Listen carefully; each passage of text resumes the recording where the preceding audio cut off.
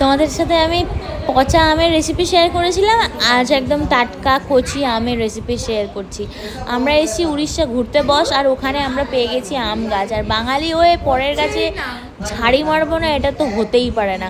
So যেমন দেখা তেমন কাজ, আমগুলো পেরে নিলাম। অবশ্যই বলে পেরেছি বন্ধুরা, না বলে না, পারমিশন নিয়েই পেরেছি, কারণ উড়িষ্যায় আমরা বাঙালিরা উড়েদের হাতে ধাই কিরিকিরি মার যদি না খেতে চাই, তার জন্য আমরা একদম বলে পারমিশন সহ ওদের থেকেই লাঠি নিয়ে ওদের কাছেই আম ভেঙে আজকে আমরা আম মাখা করে ফেলছি। আর আমার বৌদি আমটাকে জাস্ট একদম রসিয়ে মেখে ফেললো, গুঁড়ো লঙ্কা নুন একদম চটকিয়ে মেখে খেয়ে জাস্ট বাহ। আর আমরাও খেয়ে একদম চোখের ওপরে কাজল লাগিয়ে ফেলেছি বন্ধুরা।